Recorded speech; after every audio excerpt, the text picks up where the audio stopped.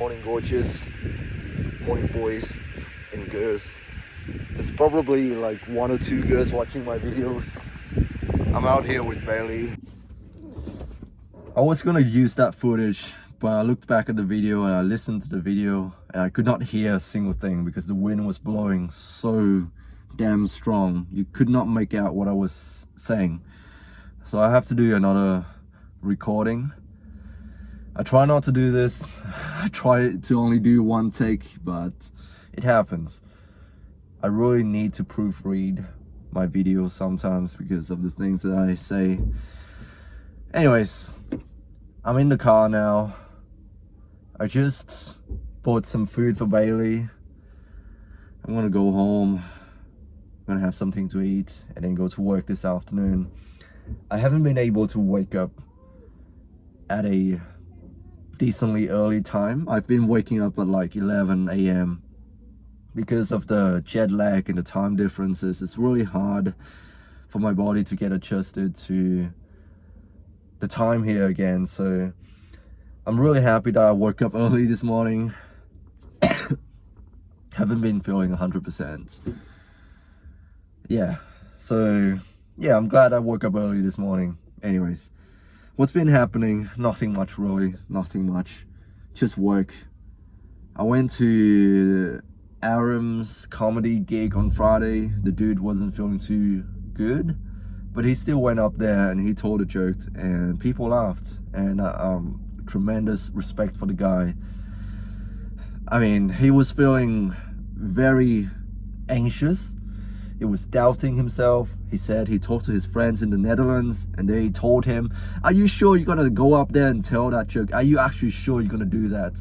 So that understandably made the guy feel uncertain about his ability to make people laugh. But hey, he's a fan favorite. Massive respect for the guy. He got big balls. I would not have gone up there and told a joke. I just don't think I'm that funny, you know. Sometimes it's not so much about what you say, but how you say it. And I think Aram is a natural. He has a gift for making people laugh. And I really think he needs to keep at it. Just stick to it.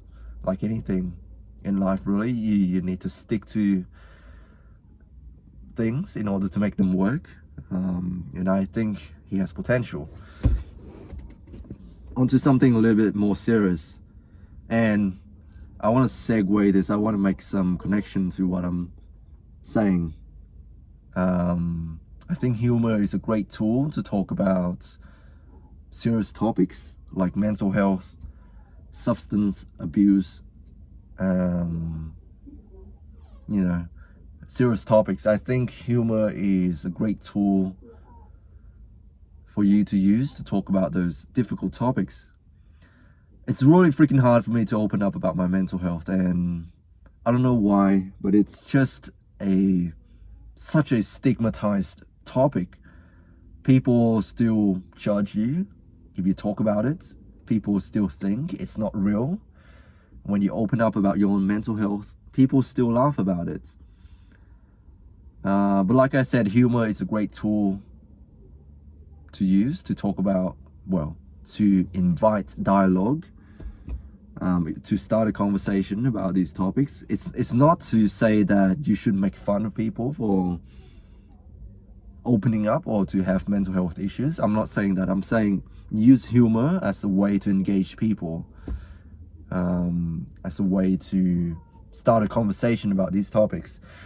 Anyways, I'm rambling on way too much. I need to really wrap up this video. But yeah, it's really freaking hard for me to open up about my mental health. And you guys know that I talk very openly about this topic on my channel. My close friends know this. My close friends know that I had 2 suicide attempts. People at work know about this. People at work know about my history of self-harming, my psychiatric ward admissions. Hell, even the whole emergency department know about this, probably, but they don't talk about it. But yeah, my close friends and colleagues, they know about this stuff. They know this about me. My family knows about this stuff. Not so much my mom. She's a little bit different in that she's from you know, an older generation, and according to that generation, there's no real illnesses of the mind, you know, like if you can't see it, it's not real. She was raised up in a different family, and they were not that receptive to modernity in that sense. But yeah, everybody who are close to me know about this. My girlfriend knows about this. I open up to her about this. She's very supportive. People are very supportive of me. I'm not saying that I have trouble opening up because people were not supportive. I'm just saying it's very stigmatized. And I'll give you an example. Yesterday at work, by the way, all of my colleagues, they're cool about this. I open up to them before, but I still feel uneasy about it. And I still feel like I'm being very vulnerable every time I open up, talk about my mental health issues, without feeling like I'm gonna be taken advantage of. Seriously, that's how I feel. Even though I have supportive people around me, I still feel like I'm opening up to great vulnerability. I'm gonna get harmed in some way, but it is what it is.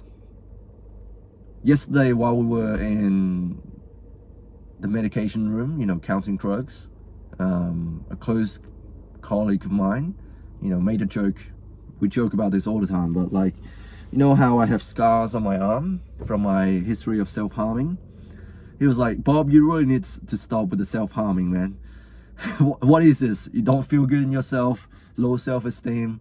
Is it a call for help or something? You know, we joke about this stuff.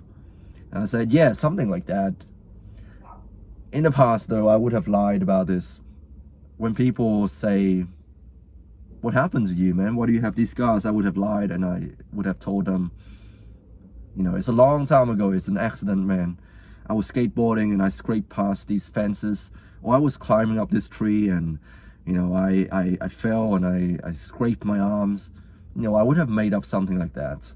And it would have sounded probable, you know, it would have sounded believable. But I've stopped that.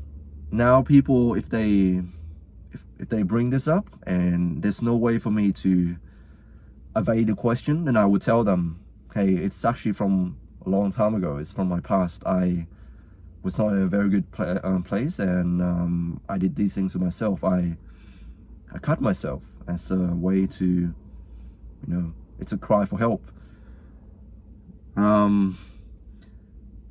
Yeah, it's just very uncomfortable for me to open up about this, but it's such an obvious sign. It's very obvious. It's on my arm. It's on the outer part of my arm. So I was not doing it discreetly as a way to punish myself. It's a cry for help. I cut myself and I wanted the attention, but I did not know how to open up to people, and that's why it's a faulty coping mechanism for these things. There's nothing wrong with opening up. There's nothing wrong with crying out for help. There's nothing wrong with it. People do it in different way, and I know it's a long time ago, and I'm no longer that same person. I don't cut myself because I can't cry out for help. I now have people that I can open up to. And I just want to let you know that you're not alone. If you feel these things, it's completely normal. And I really do hope that you find, or you have people around you in your life that you can open up to, rather than resorting to, you know, help self-harming yourself in order to get some sort of attention. I'm not saying that you are seeking attention, like you like the attention. I'm not saying that. I'm just saying people who cut themselves, well, reflecting on my own experience anyways, I cut myself because I feel like I could not reach out to people because I felt like it was taboo.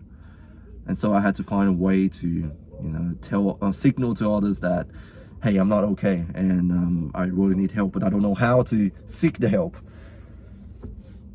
Yeah. Anyways, that's all I really want to say. Yeah, my girlfriend knows about this. Hello, gorgeous. It's okay. It's okay to feel these things from time to time. It's okay to reach out to people. Some of you might also be wondering, Khoi, you seem to be healthy, you're not smoking, you're not drinking alcohol, you're not taking hard drugs, you're not shooting heroin, you know, you have loving family, you have a partner, you have a girlfriend, you have friends, you have people caring about you, people generally care about you, you have a good life. How come you're still on antidepressants? I know people will ask me that questions. There will come a point in which people seem to look from the outside. They think everything is fine, you know. Your life is good, Khoi. What is there to be sad about? Why are you taking antidepressants? Like any medical decision, you don't just make these decisions based on one sole factor alone. You need to look at people from multiple lenses. Health is multifactorial, and people who are not from this field, they tend to overlook that fact that you don't make a medical decision based on one thing alone and based on one point of view alone, like from the patient's point of view alone. You know, you make the decision in conjunction to the patient and working together as a healthcare team. So you weigh up the pros and the cons, you know. I know some people, and I'm just going to use the vaccine as an example. Maybe not, maybe it's a controversial topic, maybe I shouldn't talk about it, but there are pros and cons, right? We don't just make decisions because, hey, it's good for the person and that's it. No, you weigh up the pros and the cons. Yes, I know there are benefits to me going off the medication. I won't be reliant. Yes, it's less stigmatized. You know, when you don't take medications, you seem to be all natural and stuff like that.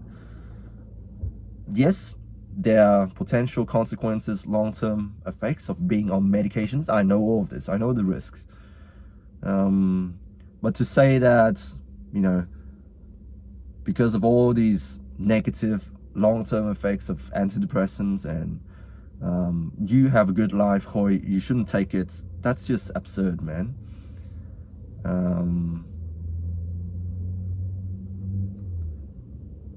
Just because something has long-term side effects, and it's very rare, by the way, that's not a good enough reason for me to be going off my medications like that, just cold turkey. I really do think I needed that intervention, the psychiatric intervention, the medical intervention, you know, the medications. The reason that I'm still here today and I'm able to be well enough to form meaningful relationships is because I'm on medications. I'm not natural. So it's just because someone on the internet, they say, they give you these labels, you know, like you're gonna fuck up your health in the long term if you're on these drugs. Yeah, are you a doctor? Have you worked through this with your patients? Have you both had a conversation and weighed up the pros and the cons? I don't think I would be here today if I hadn't been admitted shamefully to the department that I would now work at.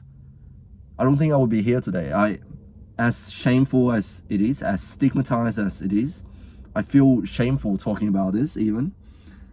I don't think I would be here today if I hadn't taken the medications. I'm not saying the medications cured my depression. I think it's a combination of everything.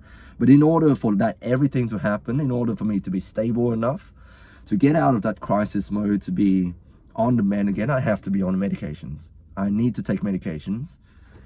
And I need that in order to, you know, move towards improving my life. You know, I need to stay on that. So for all of you internet doctors out there, you don't know my full story.